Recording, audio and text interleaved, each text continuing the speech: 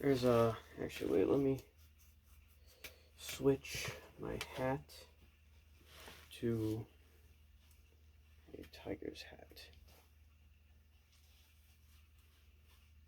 There's a lot to uncover in this game, so let's just get into it.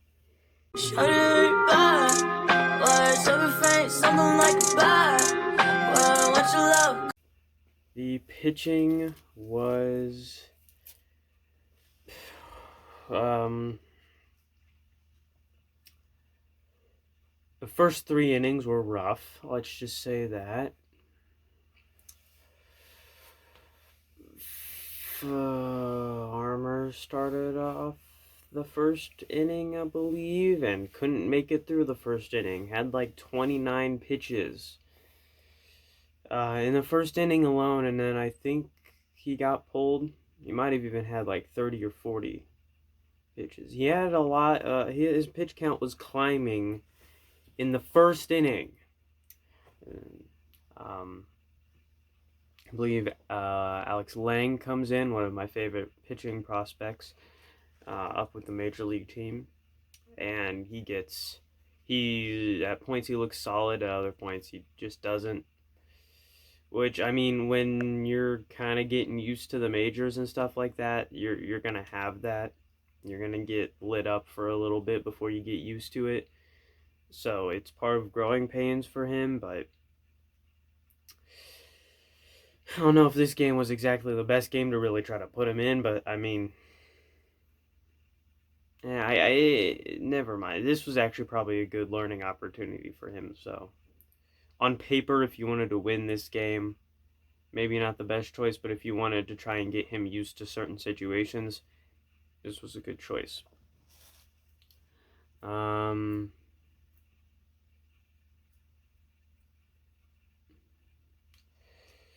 Oh, crap. Who am I thinking of? Maybe Brian Garcia, I think. He did decent. A lot of our later pitchers did decent. Like, past the 5th inning, all of our pitchers were decent. I mean, the first error in the first inning by, was it Fulmer or Farmer? Whoever our freaking opening, it's hard to remember that because that was just so painful of an inning that I just tried to suppress it from my brain. But that error, that could have been a double play. Oh my goodness. Our defense was solid, but our pitching was just not good. And that's what screwed it up in the beginning. It's our pitching. That's what screwed it up against this game. It's like the opposite of what it normally is, where it's usually the pitching's fault. I mean, it's usually not the pitching's fault, and it's usually the offense's fault, and usually defense is decent. Well, this time it's the pitching's fault, the defense is decent, and it's the offense was the only thing keeping us in this one.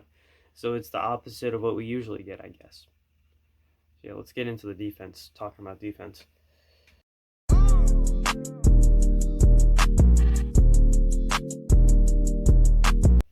I mean, defensively, we were decent. I mean, you have Robbie Grossman and Jacoby Jones and Victor Reyes. He was in right field. Victor Reyes.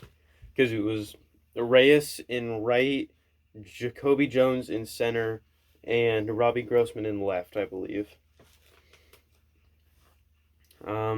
Also, the one with that mom protecting her kid, I don't want to see anybody really angry about that one because she's just trying to protect her kid from getting hit with a baseball. So, like, anybody else would have done the same thing. Even Victor Reyes wasn't even that mad about it. So, yeah, defensively we were solid, but it's hard unless your defense is just stellar and making great grabs and stuff. It's not going to win you games. If it's really bad, it'll lose you games, and if it's decent like ours is, night in and night out, it'll keep you in games, but it's not going to win you any games. Which, it's good that it's keeping us in games. I'm not complaining about our defense by any means. We have a very solid defensive unit. It's just not going to win us any games. Now, on to the next segment.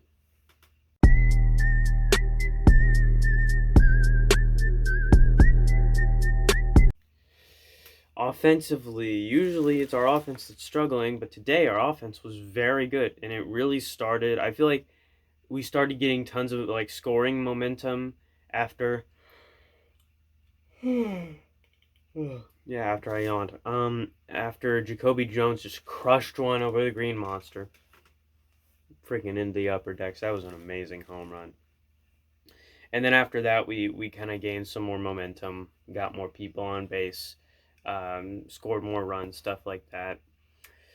When Miguel Cabrera, both times he stepped up and he whiffed.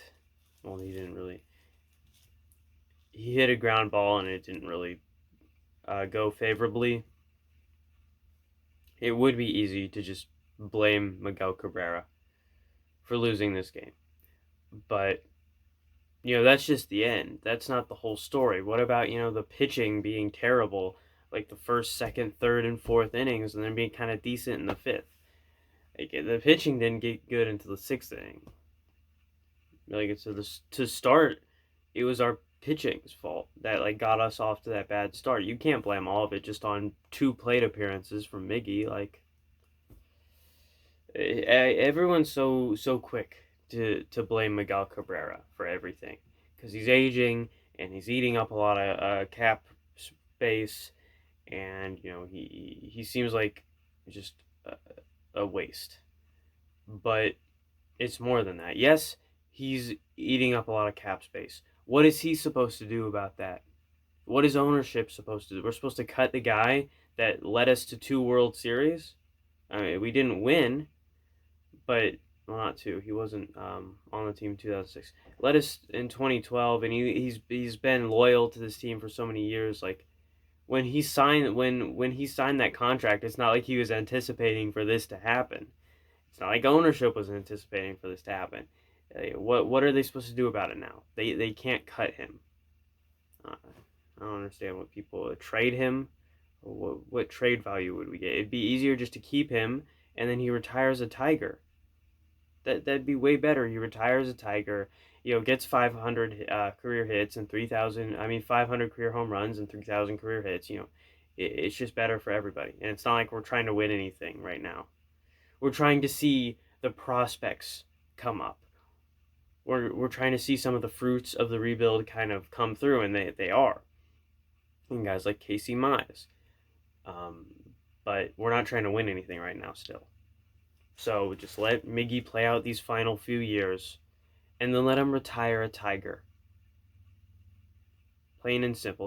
That's all it has to be. It'd be a lot easier that way. It'd be a lot better that way. That's just my opinion.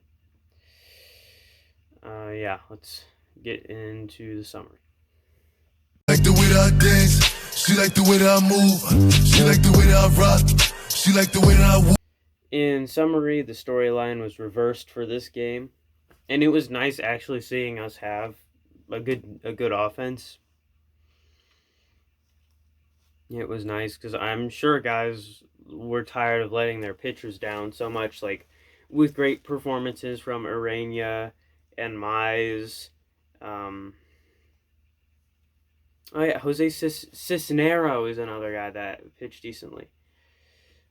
But yeah, like our starting pitchers, some of them were turning out really. Matthew Boyd, some of them were turning out really good performances, and they were getting the loss because our offense wasn't doing anything. So it will be interesting to see who gets the loss for this game because most guys didn't even pitch 2 innings.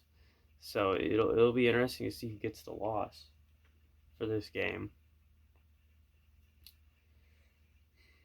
Yeah, that'll be interesting, but it just it sucked. We came so close to winning, we just didn't get there. And then in the 9th, we just kind of threw our hands up, said, "No, just don't want to hit the ball anymore." What a bat hit ball? What's that? But Casey Mize gets to pitch tomorrow, I believe. And that's always a plus because we get to see him like every single start. He's either had growing pains or he's had a really good game. So we're watching him progress. We're watching his career get better every single start, and it's so fun. So I always get excited when Mize, Boyd, Mize and Boyd pitch, and when Jose Arena pitches, I get really excited because I want to see if his hot streak continues because I just want him to succeed. I don't know why. He's just another guy on the team that, for whatever reason, I just enjoy watching. I like it. I think it's because of his swag. Like, just his presence on the mound is so fun to watch. And then when he pitches good, it's even more fun. So, but yeah, I mean, same reason I like Gregory Soto. You know, his presence, his swag. It's cool. And you know, he throws close to 100 miles per hour on average, I believe. Not on average, but he gets up there. I think like his fastest pitch is like 101 miles per hour or something like that. He throws heat. He is the definition of heat. But yeah, it's going to be interesting these next few games. I mean, every single series, it seems like it goes like this. We have at least one game where it's really close, and we either win it or we lose it. There's always at least one blowout where we lose by like 10 or something.